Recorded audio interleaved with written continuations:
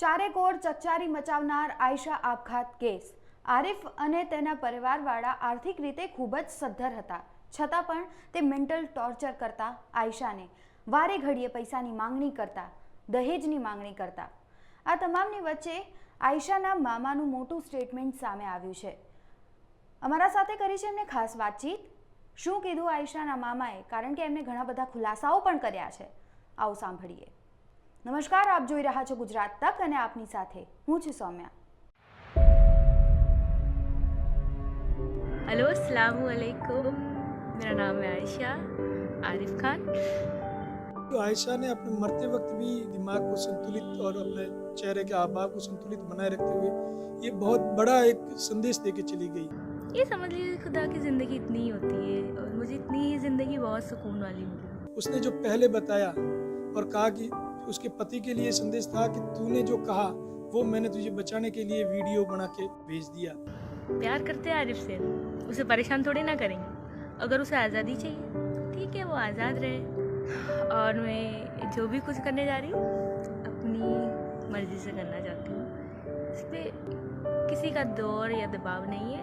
दूसरा संदेश उसने अपने माँ बाप को भी कहा, डैड कब तक लड़ेंगे अपनों से, गैस पेट्रोल कर दो। तीसरा संदेश जो उसने दिया वो एक समाज को दिया, मोहब्बत करनी है तो दो तरफा करो, एक तरफा में कुछ हासिल नहीं।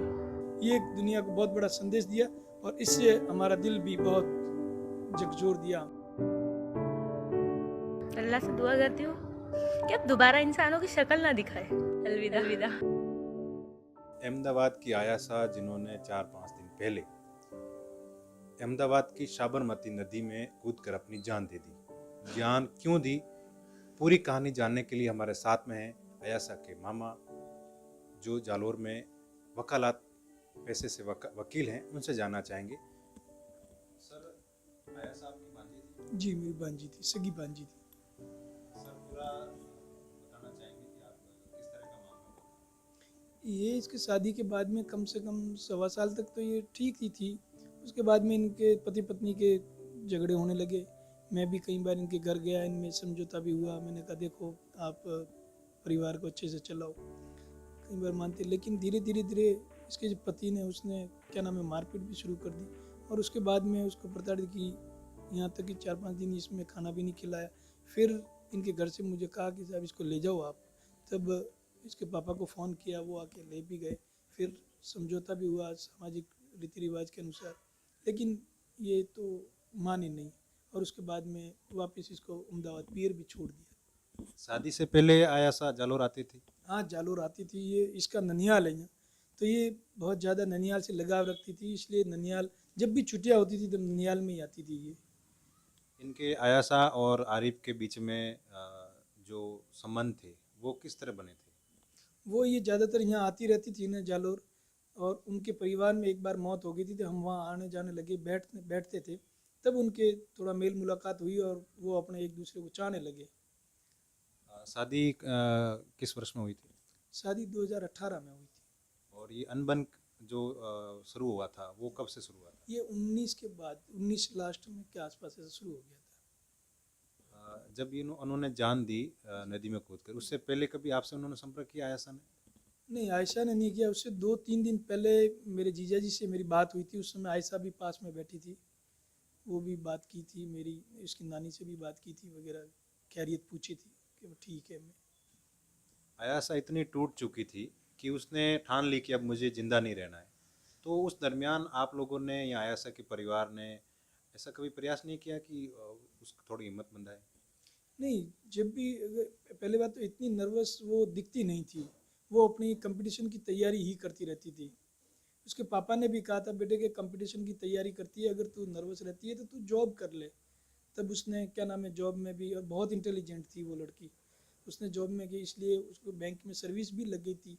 1 फरवरी को आसपास ही उसने ज्वाइन किया था। उसने कौन सी बैंक में सर्विस थी? वो मुझे इतना ध्यान नहीं कौन सी बैंक है, ये मुझे ध्यान नहीं, लेकिन उसका क्या सपना क्या था? पढ़ लिख कर क्या बनना चाह रही थी? सपना आईएएस बनने का सपना था। और अभी ये कह रही थी कि पापा मैं आईएएस, मेरा 2020 तक का सपना था आईएएस बनूं, लेकिन अब मुझे लेक्चरशिप में जाना है।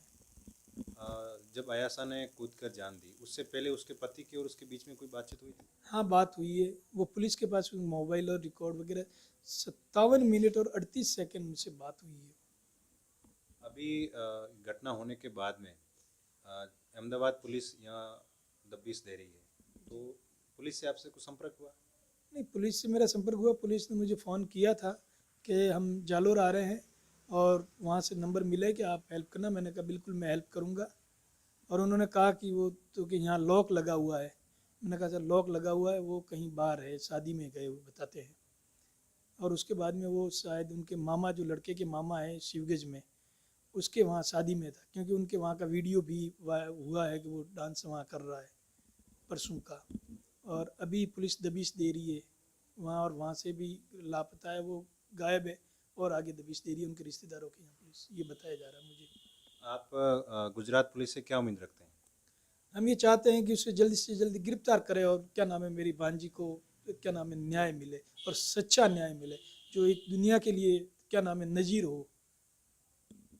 तो ये है आयासा के मामा अजरुद्दीन खान, जो कि जालोर में पेशे से वकील है, और इन्होंने पहले भी आयासा को संभाला था और उसके पति आरिफ से भी बातचीत की थी कि आप दोनों एक दूसरे परिवार में जो अनबन है उसको दूर करके अपनी ज़िंदगी जिए, लेकिन दोनों की अनबन दूर नहीं हुई और आखिर में आयासा को अपनी जान देनी पड़ी। नरेश क्लेरी। જો તમને અમારો આ વિડીયો પસંદ આવ્યો હોય તો તમારા અભિપ્રાયો અમને કમેન્ટ બોક્સમાં ચોક્કસ જાણ કરો.